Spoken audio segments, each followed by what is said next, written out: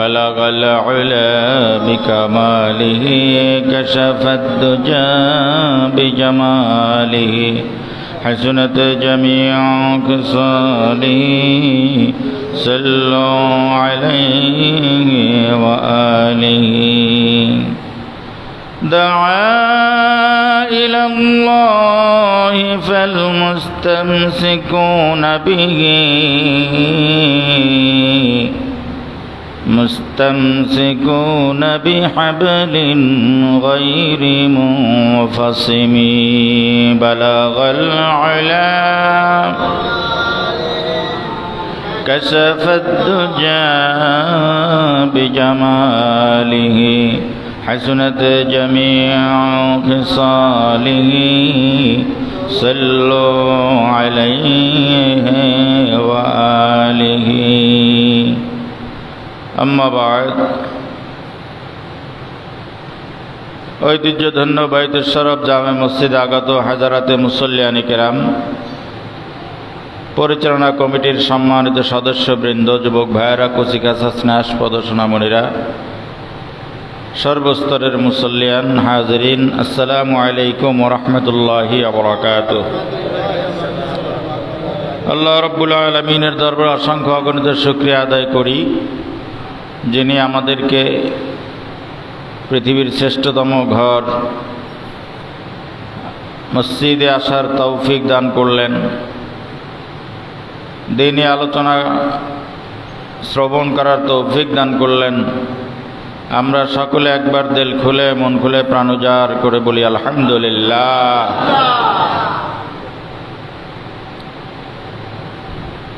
আল্লাহ রাব্বুল আলামিন আমাদেরকে দুনিয়ায় তৈরি করে পাঠিয়েছেন তার ইবাদত দাসত্ব করার জন্যে। এই ইবাদত বন্দেগী নির্ধারিত সময় না, 24টি ঘন্টা, বালেগ হওয়ার পর থেকে মৃত্যু পর্যন্ত আল্লাহ রাব্বুল আলামিনের দাসত্ব করা ইবাদত বন্দেগীতে রত থাকা আমাদের দায়িত্ব। এই দায়িত্বগুলোর অন্যতম জুমুয়ার নামাজ আদায় করা। প্রতি জুমুয়ায় খতিব সাহেবান যারা আছেন এক একটি বিষয়ের উপরে আলোচনা করেন।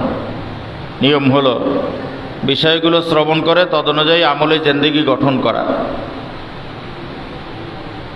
আজকে আমাদের আলোচ্য বিষয়ে পবিত্র ঈদে মিলাদুন্নবী সাল্লাল্লাহু আলাইহি ওয়াসাল্লামের আবশ্যকতা। আমাদের দেশে যখনই রবিউল আউয়াল মাস আসে কিছু বিতর্ক, কিছু আলোচনা পক্ষে বিপক্ষে হয়ে থাকে। সাধারণ যারা শ্রোতা তারা তখন বিপাকে পড়ে, আসলে কি মিলাদুন্নবী নাকি সিরাতুন্নবী। কেউ সিরাতুন্নবী ব্যানারে আলোচনা করেন, ওয়াজ মাহফিল করেন, আবার কেউ ঈদে মিলাদুন্নবী নামে ব্যানার করে থাকেন, শিরোনাম দিয়ে থাকেন। জ্ঞানে ঘাটতি থাকলে বিতর্ক হবে, আর যদি জ্ঞানে ঘাটতি না থাকে এ বিষয় নিয়ে কোনো বিতর্ক করা উচিত না। কারণ মিলাদুন্নবীও যার, সিরাতুন্নবীও তার। কি বলেন, ঠিক না? একটি মানুষের জীবনী এটা শুরু হয় জন্ম থেকে। কোনো ব্যক্তির জীবনী জন্মের পরে, জন্ম বাদ দিয়ে কি পূর্ণাঙ্গতা লাভ করবে বলেন? তাহলে যারা বলেন সিরাতুন্নবী, সিরাতটা কমপ্লিট করার জন্যই জন্ম থেকে আলোচনা দরকার। 12টি মাস আল্লাহর হাবিবের জীবনী নিয়ে আমরা আলোচনা করি। এর মধ্যে রবিউল আউয়াল মাসে যেহেতু হুজুরের ওয়েলাদাত শরীফ, হুজুর এই পৃথিবীতে আগমন করেছেন, সেজন্য হুজুরের জন্মের বিষয়গুলোকে আমরা অতিরিক্ত আলোচনা করি। কিন্তু এই মিলাদুন্নবী আলোচনাও যারা করি, হুজুরের জীবনী, হুজুরের সিরাত বাদ দিয়ে কেউ আলোচনা করি?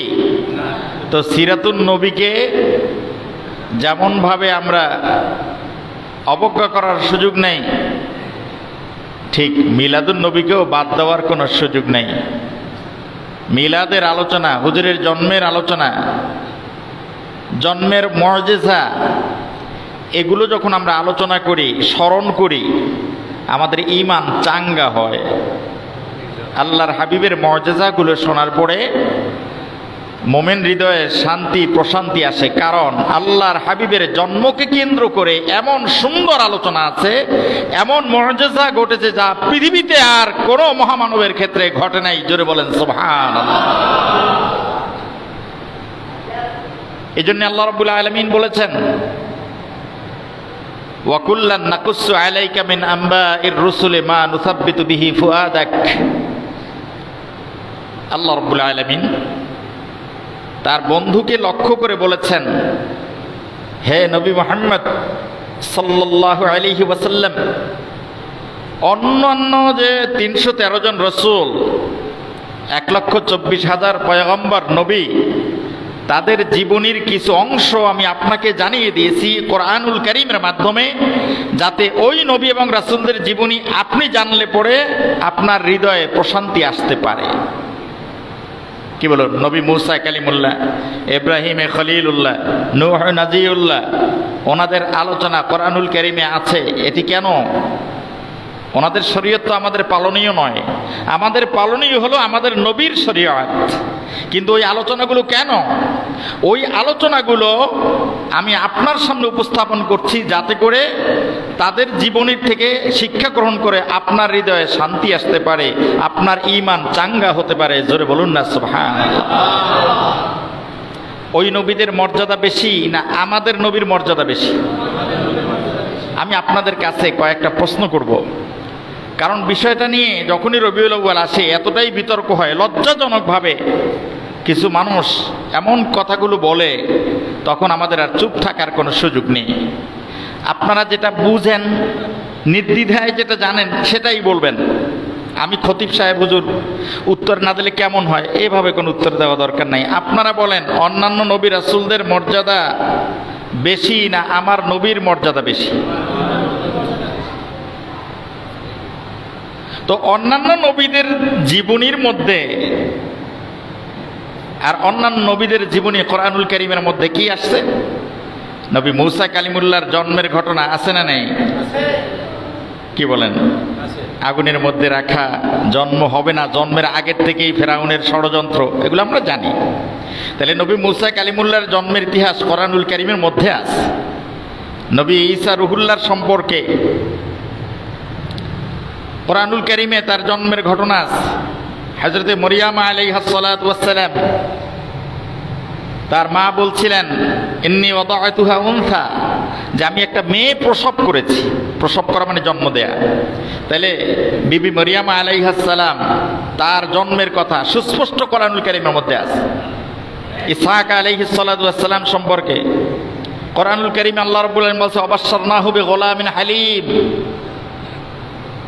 ইসমাঈল আলাইহিস সালাতু ওয়াস সালাম সম্পর্কে অনেক নবী রাসূলের জন্মের ঘটনাটাই কোরআনুল কারীমের মধ্যে উল্লেখ করা আছে। জোরে বলুন সুবহানাল্লাহ। তো অন্যান্য নবীদের জীবনী থেকে শোনার পরে যদি আমার নবীর হৃদয়ে প্রশান্তি আসতে পারে, তো আমার নবী শ্রেষ্ঠ নবী সাইয়্যিদুল আম্বিয়া ওয়াল মুরসালিন, হুজুরের জীবনী, হুজুরের জন্মের ঘটনা আমরা যদি শুনি, আমাদের হৃদয়ে প্রশান্তি আসতে পারে না পারে না? এই হিসেবে আমরা বুঝতে পারি আল্লাহর নবীর জন্মের আলোচনা করা এটা আমার আল্লাহর সুন্নত, আমার আল্লাহ নিজেই এটা শিখিয়েছেন কোরআনুল কারীমের মধ্যে। জোরে বলেন সুবহানাল্লাহ। কারণ অন্যান্য নবীদের থেকে আল্লাহ রাব্বুল আলামিন সূরা আলাম নাশরাহর ভিতরে সুস্পষ্টভাবে বলেছেন ওয়া রাফা'না লাকা যিকরাক, আমি আপনার মর্যাদাটাকে সকল নবী এবং রাসূলদের উপরে তুলেছি। সুবহানাল্লাহ। কালকে বললেন অন্যান্য নবী রাসূলদের মর্যাদার থেকে আপনার মর্যাদাটা, আপনার সম্মানকে উপরে তুলেছি, বলেছেন কে? সূরা আলাম নাশরার ভিতরে। তো অন্য নবীদের জন্ম কাহিনী যদি কোরআনে বর্ণিত হতে পারে, সেক্ষেত্রে আমার নবীর জন্ম নিয়ে আলোচনা করলে এটা কি বিদআত হবে? এখন বলবেন হুজুর তাহলে আল্লাহ যখন অন্য নবী রাসূলদের কথাগুলো কোরআনেই বর্ণনা করছেন, তা আমার নবীর জন্মের কথাটাও কোরআনে আসছে। কারণ আপনারা যারা সমালোচনা করে তারা ছিদ্রান্বেষণ করে যে কোন জায়গায় একটা প্রশ্ন রাখা যায়। আর আমারও অভ্যেস আছে আলোচনার মধ্যে প্রশ্ন যতগুলো আপনাদের আসবে সেগুলো আমি আগেই জানি, বুঝতে পারি। যেহেতু অন্যান্য নবীদের ঘটনাগুলো বর্ণনা করা হয়েছে আমার নবীর কাছে, সেইগুলো সেই জন্মের কথাগুলো হুজুরের কাছে বলাটা যৌক্তিক। আর হুজুরের জন্মের কথা যদি হুজুরের কাছে বলা হয়, হুজুরের জন্মের কথা তার মা, তার দাদা, তার বংশীয় লোক, তার এলাকার মানুষ, এরা তো চাক্ষুষ, তারা তো দেখছেই, এটা বলার প্রয়োজন পড়ে না। জোরে বলেন না সুবহানাল্লাহ। কোরআনুল কারীম নাজিল হয়েছে কোন মাসে বলুন তো? সবাই বলেন না। কোরআনুল কারীম নাজিল হয়েছে কোন মাসে? রমজান মাসে। শাহরু রমাদান আল্লাযী উনজিলা ফীহিল কুরআন হুদাল লিন-নাসি ওয়া বায়্যিনাতিম মিনাল হুদা ওয়াল ফুরকান। রমজান ওই মাস যেখানে কোরআনুল কারীম নাজিল করা হয়েছে। কোরআনুল কারীম নাজিলের কারণে আমার আল্লাহ রাব্বুল আলামিন সম্পূর্ণ রমজান শরীফটাকে এতই মর্যাদাবান করেছেন, একটা নফলে ইবাদত করো বিনিময়ে তোমাকে একটা ফরজ নামাজের ফরজে ইবাদতের সওয়াব দেওয়া হয়। একটা ফরজে ইবাদত করো, তোমার আমলনামায় কমপক্ষে 70 গুণ 70টা ফরজের সওয়াব ও ইবাদতের সওয়াব তোমাদের আমলনামায় দেওয়া হয়। কিসের কারণে? কোরআন নাজিলের কারণে। বলুন কিসের কারণে? কোরআন নাজিলের কারণে। রমজানের যদি এত গুরুত্ব বেড়ে যায়, এই কোরআন যার উপর অবতীর্ণ হয়েছে তার গুরুত্ব কোনো অংশে কম নয়। বাদাত খোদা বুজুর্গ তুই কিসসে মুখতাসার। আল্লাহ রাব্বুল আলামিনের প্রশংসা, তার হাবিবের প্রশংসার কি করা যাবে? কবি বলছেন, ও আল্লাহ, তোমার পরে যার স্থান তিনি হলো তোমার হাবিবে খোদা জনাবে মুহাম্মদুর রাসূলুল্লাহ সাল্লাল্লাহু আলাইহি ওয়াসাল্লাম।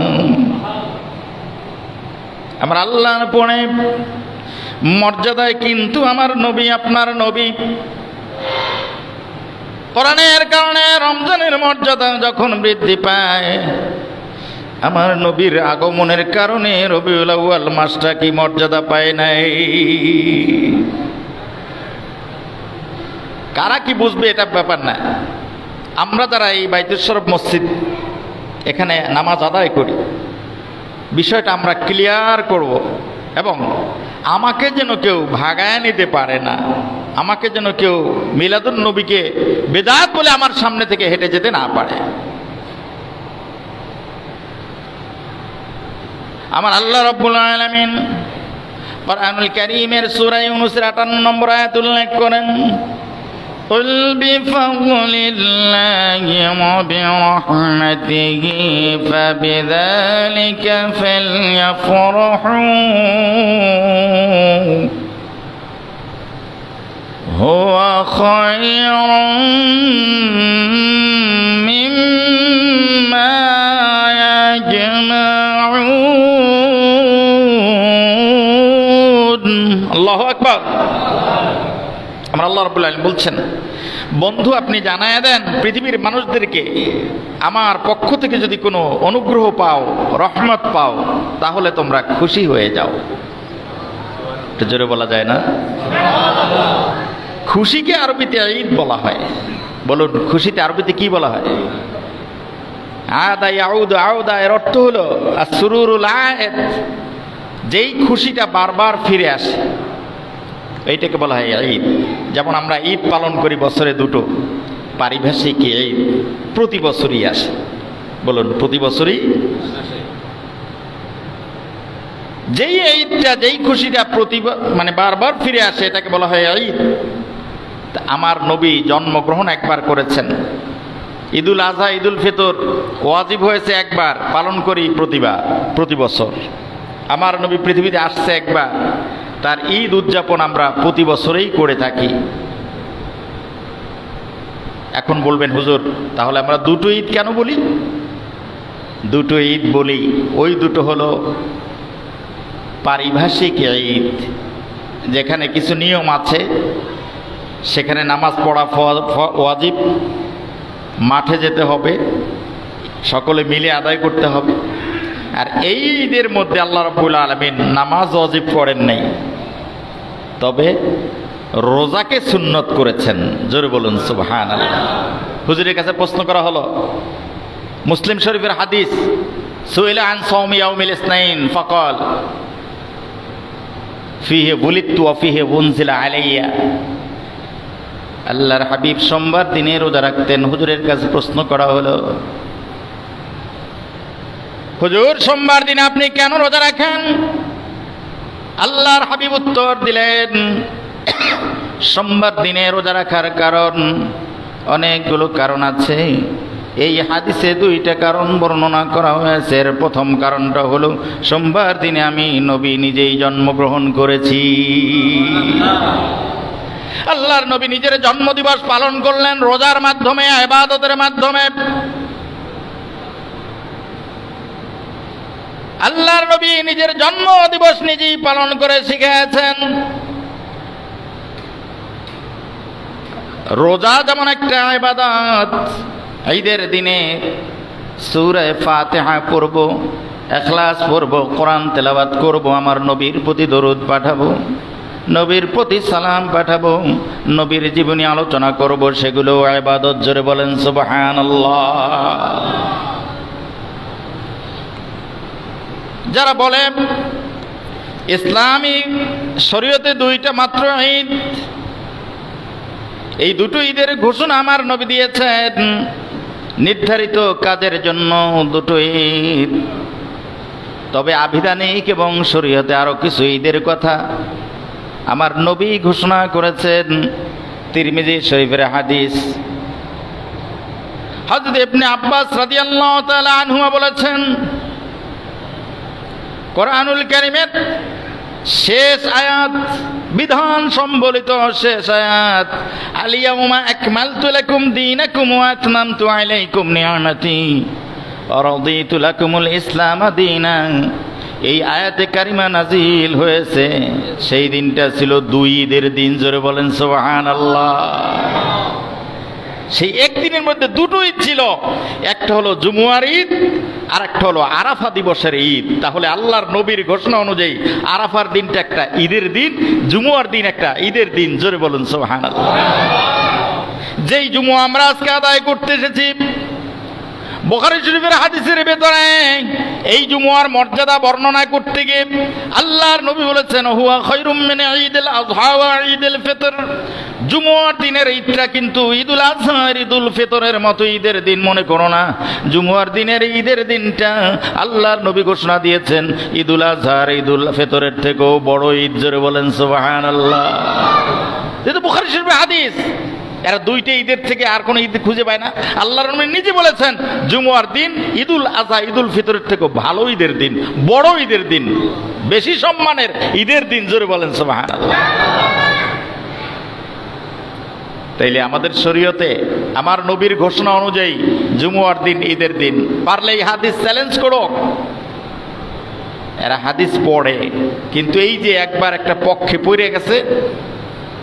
কিছু মানুষ আছে দেখবেন, সত্যকে মানতে চায় না, যদি অসত্যের পক্ষে দাঁড়ায় তাইলে পক্ষ চেঞ্জ হয়ে যায়। আমার কথা হলো, আমি যে পক্ষেই থাকি, যদি একটা সত্য কথা আসে, আমার চোখ যদি কেউ খুলে দেয়, আমি ওই সত্যটাকে মেনে নিব। এটাই ইসলাম। মেনে নেওয়ার গুণ থাকতে হবে। এখন বলুন, জুমুয়ার দিন ঈদের দিন, আরাফার দিন ঈদের দিন।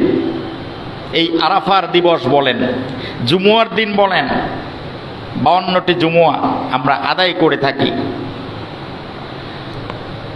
আল্লাহর হাবিবের কাছে প্রশ্ন করা হয়েছিল, ইয়া রাসূলুল্লাহ, ইয়া হাবিবাল্লাহ, এই জুমুয়ার দিনকে আপনি যে শ্রেষ্ঠ ঈদের দিন বললেন, এটার কারণ কি? তো হুজুর অনেকগুলো কারণ বর্ণনা করেছেন। এর মধ্যে একটা কারণ, অন্যতম কারণ হলো অফিহে খুলিকা আদম, তোমার আমার বাবা আদি পিতা আদম আলাইহিস সালাতু ওয়াস সালামকে আল্লাহ তাআলা তৈরি করেছেন জুমুয়ার দিন। সুবহানাল্লাহ। কোন দিন? আবার বলেন। আল্লাহর নবী আদম আলাইহিস সালাতু ওয়াস সালামের জন্মের কারণে জুমার দিনটা যদি ভালো ঈদ হতে পারে, সেরা ঈদ হতে পারে। আমার নবী, আপনার নবী, দো জাহানের বাদশা নবী, সৈয়দুল আম্বিয়া ওয়াল মুরসালিন, রহমাতুল লিল আলামিন, আমার নবীর জন্মের দিনটা সকল ঈদের সেরা ঈদ হবে কি হবে না? কারণ এই জুমা বলো আর আরাফা বলো, রমজান বলো আর কোরআন বলো, ফরজ বলো আর সুন্নত বলো, নফল বলো, যা কিছুই বলো আর না বলো, এই সবগুলো সব মর্যাদা উম্মতে মুহাম্মাদিয়ার মর্যাদাটা পেয়েছি আমার নবীর কারণে। অতএব আমার নবী যখন আসছে, আমার নবী আসার ব্যাপার, আমার নবীকে পাওয়ার বিষয়টা আমাদের কাছে সব থেকে বড় ঈদের ঘোষণা। আল্লাহর নবী ঈসা রুহুল্লাহ উম্মতদের জন্য বলেছিলেন, আল্লাহুম্মা রাব্বানা আনজিল আলাইনা মাইদাতাম মিনাস সামা তাকুনু লানা ঈদাল লিআউয়ালিনা ওয়া আখিরিনা। ও আল্লাহ, আমার উম্মতদের জন্য আসমান থেকে তুমি কিছু খাবার পাঠায় দাও। যদি তুমি আমার জন্য, উম্মতদের জন্য কিছু আসমানি জান্নাতি খাবার পাঠায় দাও, ওই দিনটাকে আমাদের জন্য ঈদের দিন হয়ে যাবে। আসমান থেকে কিছু খাবার পাওয়ার কারণে কোরআনের ঘোষণা অনুযায়ী ওই দিনটা ঈদের দিন যদি ঘোষিত হতে পারে, আমার নবীর মর্যাদা আসমানি জান্নাতি খাবারের থেকে মর্যাদা অনেক বেশি। আমার নবী, আমার আল্লাহ বলছেন, আমার পক্ষ থেকে অনুগ্রহ পাও, রহমত পাও, তোমরা খুশি হয়ে যাও। তাফসীরের কিতাবের ভেতরে আল্লাহর নবী এই আয়াতের ব্যাখ্যায় বলেছেন, ফাদলুল্লাহর দ্বারা কোরআন বোঝানো হয়েছে, জ্ঞান বোঝানো হয়েছে, রহমতের দ্বারা আমার নবীকে বোঝানো হয়েছে। অতএব আমার নবী আসছে, দিনটাকে ঈদের দিন হিসাবে আমরা গ্রহণ করব, কোনো সন্দেহ নাই। এটা ঈদের দিন। আমরা সকলে একবার দিল খুলে বলি আলহামদুলিল্লাহ। এরপর আসেন মিলাদুন নবী। ঈদের কথা আমরা কোরআনুল কারীমের মধ্যেই পাইলাম, আল্লাহ নিজে খুশি হতে বলেছেন। মিলাদুন নবী, আল্লাহ নবীর জন্মের বিষয়ে হযরত মা আমিনা রাদিয়াল্লাহু তাআলা আনহা, হযরত মা আমিনা বলেছেন, ঘটনাগুলো আমরা কম বেশি অনেকেই জানি। পৃথিবীর বাচ্চাদেরকে পেটে রাখতে যেই কষ্ট হয়, আমার কোনো কষ্ট হয় না, আয়তনের পরিবর্তন হয় নাই, জন্ম দিতে কষ্ট হয় নাই। আমার শিশু বাচ্চা মুহাম্মদকে পেটে ধারণ করে আমি যখন রাস্তা দিয়ে হাঁটতাম, পাহাড় থেকে, পাহাড়ের ঢল থেকে ছোট ছোট বড় বড় পাথরগুলো আমার পায়ের কাছে সেজদায় লুটে পড়তো। রাস্তার দুই পাশের গাছগুলো আমাকে ছায়া দিত। আমার শিশু মুহাম্মদ পেটের ভেতরে থাকাকালীন আমি এই অত্যাশ্চর্য ঘটনাগুলো লক্ষ্য করেছিলাম। জন্মের দিন রোম পারস্যের প্রাসাদগুলো সুস্পষ্টভাবে মক্কা থেকে দেখতে পেয়েছিলাম। 1000 বছরের আগুন, পৃথিবীর কোনো মানুষ যাকে নির্বাপিত করতে পারে নাই। আল্লাহর নবী যেই দিন জন্মগ্রহণ করলেন, 1000 বছরের জ্বলন্ত আগুনটা ধাপ করে নিভে গেল। কাবা শরীফে রক্ষিত 360টি মূর্তি ধাপ করে পড়ে চূর্ণ বিচূর্ণ হয়ে গেল। ও আমার ভাইয়ের বাবাজিরা বলুন, আল্লাহর নবীর জন্মের সময় যেই ঘটনাগুলো ঘটেছে, পৃথিবীতে এমন ঘটনার কারোর থেকে কি আমরা শুনতে পেয়েছি? এই ঘটনাগুলো শোনার পরে আমাদের ঈমান চাঙ্গা হয় কি হয় না? নবীর প্রতি মহব্বত বাড়ে কি বাড়ে না? তো হুজুরের জন্মের বিষয় আলোচনা করা, এটা বেদাত হবে কেন? হাদিস শরীফের ভেতরে আল্লাহর নবীর মুখনিসৃত বাণী, সারা পৃথিবী বিখ্যাত 6খানা বিশুদ্ধ হাদিসের গ্রন্থ। এর মধ্যে একখানা হাদিসের নাম হলো তিরমিজি শরীফ, 2য় খণ্ড 203 পৃষ্ঠার ভেতরে আল্লাহর হাবিবের জন্ম নিয়ে হযরত ইমাম তিরমিজি রহমাতুল্লাহ আলাইহি একটা অধ্যায় লিখেছেন, বাবু মা জা ফি মিলাদিন নবী সাল্লাল্লাহু আলাইহি ওয়াসাল্লাম। হুজুরের জন্মকে নিয়ে একটা অধ্যায় লিখেছেন। কোন কিতাবের মধ্যে? যেই কিতাব সম্পর্কে বলা হয়েছে মান কানা ইনদাহু হাদাল কিতাব ফাকান্নান নাবিয়্য সাল্লাল্লাহু আলাইহি ওয়াসাল্লাম ইয়াতাকাল্লাম, যার ঘরে তিরমিজি শরীফ আছে সে যেন মনে করে আল্লাহর নবী তার ঘরে বসে কথা বলছেন। এটা সারা পৃথিবীতে পড়ানো হয়। সেই তিরমিজি শরীফের 2য় খণ্ড 203 পৃষ্ঠায় এই মিলাদ নিয়ে, আমার নবীর জন্ম নিয়ে একটা অধ্যায়ই লেখা হয়েছে। আর একটু জোরে বলা যায় না সুবহানাল্লাহ? সেখানে মিলাদ বলতে বলে বোঝানো হয়েছে ওয়াক্তুল বেলাদা, হুজুরের জন্মের সময়। আমাদের দেশে কিছু মানুষ এতটাই বেয়াদবি করে, যারা ওলামায়ে কেরাম আছেন তারা বুঝবেন, তারা মিলাদের অর্থ করে জন্মের যন্ত্র। জোরে বলেন নাউজুবিল্লাহ। অবস্থা বুঝে একই শব্দের 2টা অর্থ যদি থাকে, যেখানে যেটা প্রযোজ্য সেখানে সেইটা ব্যবহার করতে হবে। মিলাদের আবিধানিক অর্থ ইচ্ছা করলে আপনি নিতে পারেন ইসমে আলা হিসেবে, কিন্তু পৃথিবীর কোনো মুহাদ্দিস মুফাসসির এই অর্থ করে নাই, বরং সবাই মিলাদের অর্থ করেছেন জন্মের সময় জন্ম বৃত্তান্ত নিয়ে আলোচনা করা। আর যারা আপত্তি করে তারা বলে মিলাদ শব্দটার অর্থ হলো জন্মের যন্ত্র। লজ্জাজনক কথা, নাউজুবিল্লাহ। আমার নবীর শানে এই কথা, এইটা কোনো কোরআনে তাফসিরে হাদিসে কোথাও নাই। আমরা আল্লাহর নবীর মিলাদ এটা নিয়ে আলোচনা করব প্রত্যেক জুমুয়ায়। আমি গত জুমুয়ায় বলেছিলাম রবিউল আউয়াল মাসের আমরা আরও 2টো জুমুয়া পাবো। এই জুমুয়ায়ও আমার নবীর জীবনী নিয়ে, আমার নবীর জন্মের ইতিহাস নিয়ে আমরা আলোচনা করব। কি বলেন? আমরা ধৈর্য নিয়ে শুনবো তো ইনশাআল্লাহ? আমার নবীর জীবনী আমরা যত আলোচনা শুনব, তত আল্লাহ রাব্বুল আলামিন আমাদের প্রতি রহমত বর্ষণ করবেন। কারণ আমার নবীর প্রতি আমাদের যদি মহব্বত বৃদ্ধি পায়, সিরাত আমরা অস্বীকার করব না। পৃথিবীর কেউ সিরাতকে অস্বীকার করে না। আমার নবীর জীবনী আলোচনা করব, তবে রবিউল আউয়াল মাসে মিলাদকে নিয়ে আমরা বেশি আলোচনা করব। এর সাথে আমার নবীর জীবনী নিয়েও আলোচনা করব। মিলাদও যার, সিরাতও তার। কি বলেন? মিলাদও আমার নবী, সিরাতও আমার নবী। আমার আল্লাহ রাব্বুল আলামিন বলেছেন সূরা দুহার ভিতরে, ওয়া আম্মা বিনি'মাতি রাব্বিকা ফাহাদ্দিস। ও আমার বন্ধু মুহাম্মদ, যদি আপনি আমার পক্ষ থেকে কোনো নিয়ামত পান, নিয়ামতটা পেয়ে তারপরে আপনার উম্মতদের কাছে প্রকাশ করে দিন। নিয়ামত পেলে আল্লাহর পক্ষ থেকে এই নিয়ামতের বহিঃপ্রকাশ করা, মানুষদেরকে জানায় দেওয়া নির্দেশ দিয়েছেন কে? আমার নবী আমাদের জন্য সব থেকে বড় নিয়ামত। এই জন্য রবিউল আউয়াল মাসে আমরা প্রকাশ করি, আনন্দ প্রকাশ করি, বিভিন্ন জায়গায় আনন্দ র্যালি করি। বাকেরগঞ্জ উপজেলায় বাংলাদেশ জমিয়ত হিজবুল্লাহর উদ্যোগে সোমবার সকাল 9টার আগেই আমরা আলামিন মসজিদে থাকব। আল্লাহর হাবিবের এই বেলাদাত এবং পবিত্র ঈদে মিলাদুন নবী নিয়ে আনন্দ র্যালি হবে। কি বলেন? যাদের কাজ নেই, যাদের অনেক ওজর নেই, আমরা থাকব। কারণ আমার নবীর জন্মে খুশি হলে, একটু কাজ করলে, নবীর প্রতি মহব্বতের বহিঃপ্রকাশ আমরা যদি ঘটাতে পারি, আমার নবী খুশি হবেন, আমার আল্লাহ খুশি হবেন কি হবেন না? আবু লাহাবের নাম শুনেছেন? কাট্টা কাফের। এই আবু লাহাব মারা যাওয়ার পরে তার চাচাতো ভাই আব্বাস, হযরত আব্বাস রাদিয়াল্লাহু তাআলা আনহু, তিনি স্বপ্নে দেখছেন, আবু লাহাবকে প্রশ্ন করছেন যে ভাই, জীবনে তো আমার ভাতিজা মুহাম্মদ সাল্লাল্লাহু আলাইহি ওয়াসাল্লামের উল্টা কম করো নাই, তো এত উল্টা তুমি করছো, এখন কবরে ওইকালে তোমার সাথে ফেরেশতারা আচরণ কেমন করে?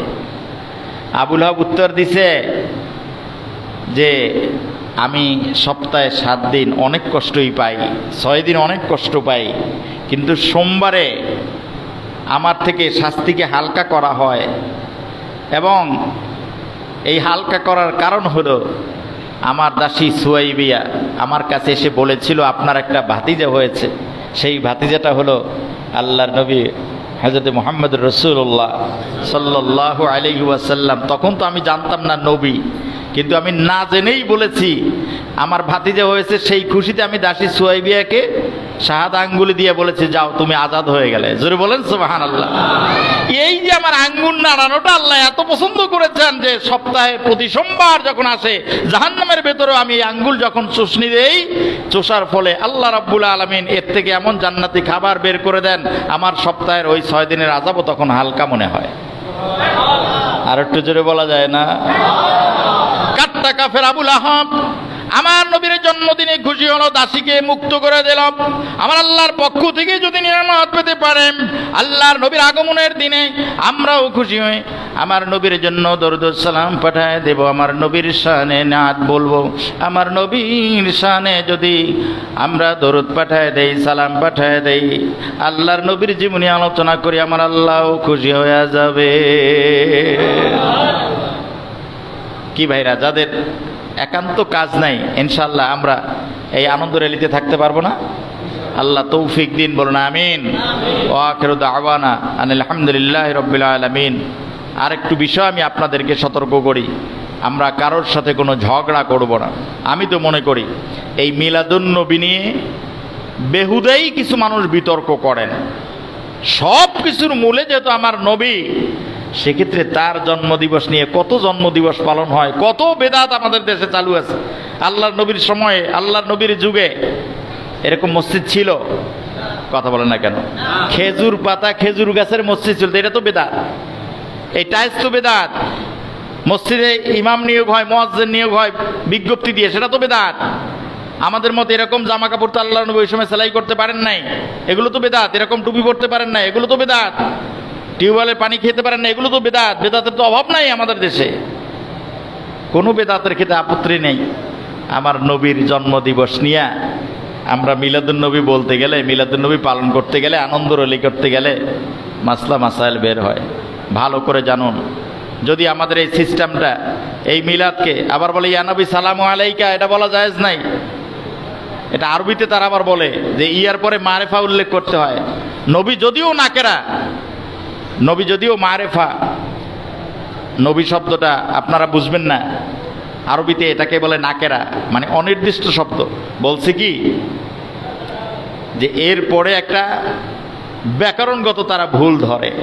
আসলে এখানে ব্যাকরণগত ভুল নাই, কারণ যদি আরবিতে হরফে নেদার পরে এরকম অনির্দিষ্ট শব্দ আসে, ইয়া থাকার কারণে আমরা ইয়া নবী বলি নাকি, না খালি নবী বলি? ইয়া বলি না, ইয়া ইয়া নবী সালাম আলাইকা, ইয়া রাসূল সালাম আলাইকা। সালামুনা সঠিক হলো সালাম আলাইকা, কারণ এখানে পরবর্তীতে একটা ইয়া ছিল, সেটা বাদ হয়ে গেছে। তো এরকম আহ্বান সূচক ইয়া দ্বারা যখন কাউকে ডাকা হয়, তখন সামনেরটা অনির্দিষ্ট থাকলেও ইয়ার কারণে নির্দিষ্ট হয়ে যায়। জোরে বলেন সুবহানাল্লাহ। এটা আপনারা বুঝবেন না, নাহু সরফের কায়দায় কোনো সমস্যা নাই। তবে বলবেন ইয়া নবী সালাম আলাইকা, সালামুনা সালামুন্না, ইয়া নবী সালাম আলাইকা, ইয়া রাসূল সালাম আলাইকা। কারণ এই মিমের পরে একটা ইয়া ছিল, ওটাকে বাদ দেওয়া হয়েছে, বহুল ব্যবহারের কারণে এটা জায়েজ আছে। সরহে জামির ভিতরে আছে ইয়া রজুল বমানে ইয়া আইয়ুহার রজুল। আমি আপনাদের খেদমতে আরজ করব, যারা আমাদের দেশ আবাদ করেছেন, ওলামায়ে কেরাম, পীর মাশায়েখ, বুজুর্গানে দিন, এরা সকলেই মিলাদ করেছেন, কিয়াম করেছেন। জোরে বলেন সুবহানাল্লাহ।